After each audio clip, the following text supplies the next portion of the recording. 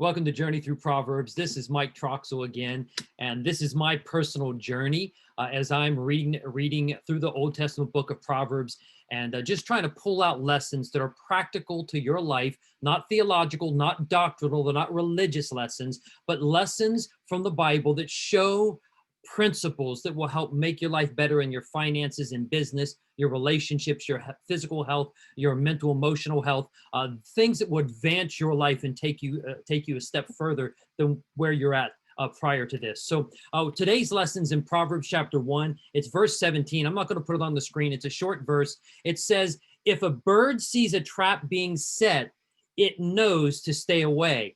And while I know that that's probably true of birds, I've set traps for birds before. In fact, my dad took me out many, many years ago. My dad's a pastor, just a retired pastor. But prior to that, many years ago, when I was a young boy, my dad worked for the Division of Wildlife in the state of Ohio, and he used to trap turkeys. And so he would take me out with him to go see him with trapping these turkeys. Now, it's amazing. They would just line up food and pour it out for a few weeks and a grain and along the ground where they were going to want to set the nets so they could get the birds comfortable coming in and bait them in. But then they would come and they would lay the nets down. They would cover them up and camouflage them, but they would do it in a time of day when the birds were not going to be able to see it.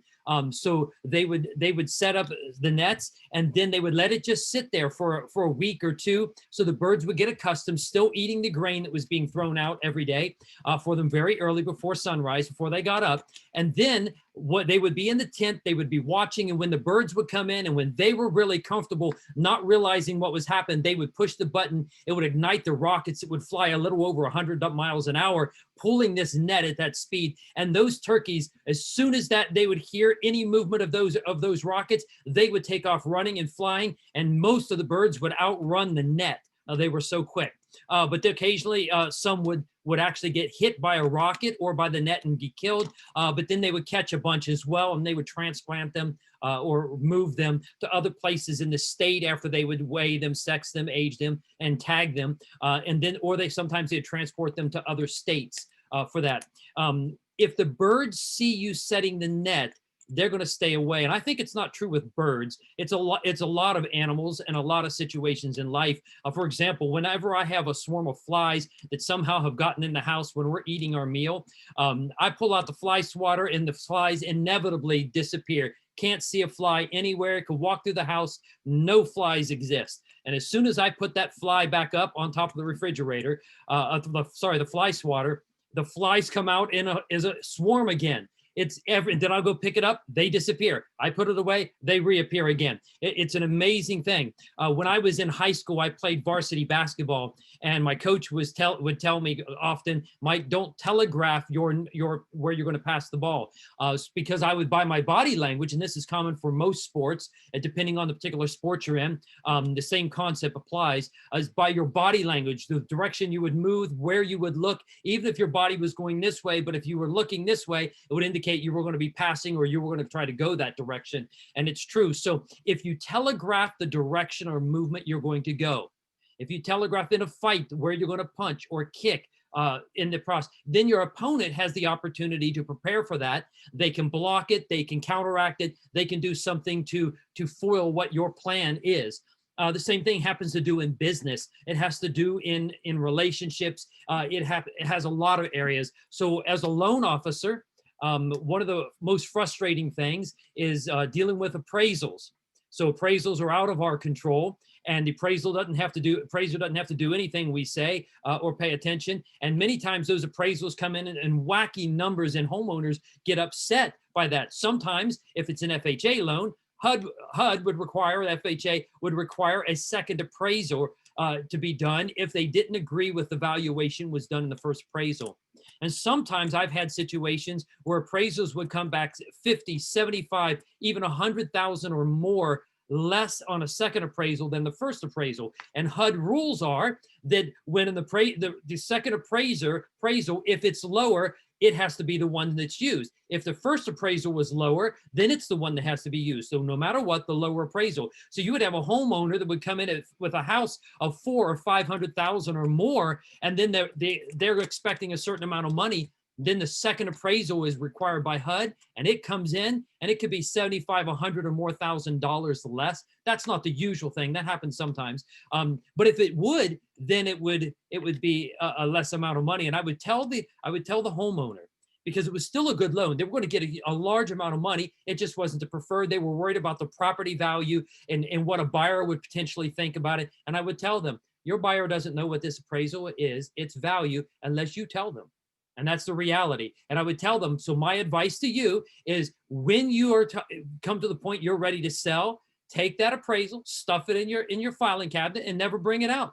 Don't discuss it with your realtor. Don't discuss it with the buyer's realtor or anyone that's interested, or the buyer themselves. It's not a part. Let them order their own appraisal in the process. Don't telegraph it. What happens if you say the appraisal came in at 300,000, but their appraisal by their appraiser says it's 450,000? And this is what I would tell them, is that you've now destroyed your negotiating power, because you told them it was appraised at 300,000. And so they will then negotiate you down lower.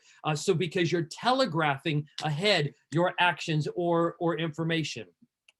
So some people think it's dishonest to not tell everything they're planning on doing, everything they're thinking, what they're wanting to accomplish, moves they want to make in their career. That's not dishonesty. That's called wisdom. And this is one of the things that Proverbs is all about. It's about teaching us. We saw in the first few verses of chapter 1 in that introduction, it is to help us to understand the insight of the wise. And this is one of those wise statements in Proverbs. If a bird sees a trap being set, then it knows to stay away.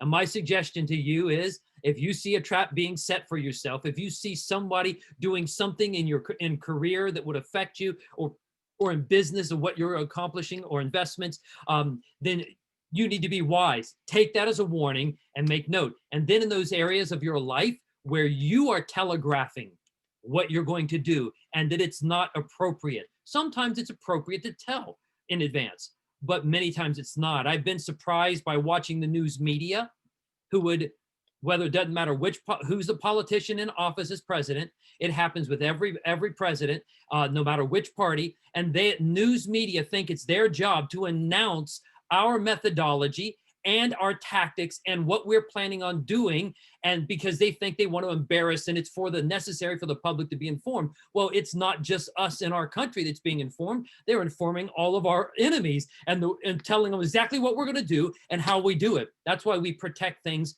for national security reasons. So my suggestion is to you is, think in your life about the things that you are telegraphing, the things that are not necessary. It's not a question of honesty or dishonesty if you don't tell everything you know. Now, if there's material information that you know, for example, if you totaled your car and you then have a title, the title is not changed to reflect that totaling, and you go have it repaired, or you have a different title. I just talked to someone recently, one of my borrowers, who they told me that when they moved from one state to another state and they applied for a title was supplied to them, a new title that did not indicate at all that it had been a wrecked vehicle, and it was totaled, but it was a repaired total.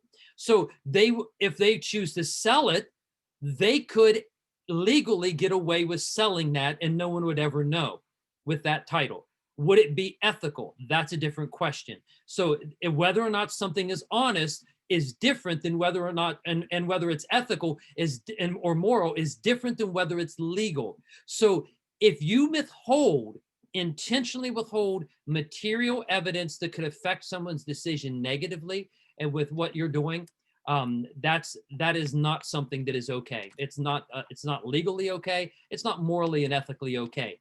Even if you think you can get away with it, and many times people do get away with activity that is doing that. So think in your life about the times where you're telegraphing, where you're setting the trap, so to say, and those, whether it's in business or relationships or in your career or whatever it happens to be, think about those places and ways in which you're telegraphing that ahead of time, and how you would be maybe better for you to save your comments, to not tell everybody what you're going to do, and just let them be surprised, let them make their own decisions. And then that way you can navigate yourself through your life in a way, being honest and moral, ethical, and legal, at the same time doing something that's going to benefit you and grow you through the process of what you're doing in whatever aspect it is. So I hope that's beneficial to you. I hope you have a great day and enjoy the beautiful weather in the fall now.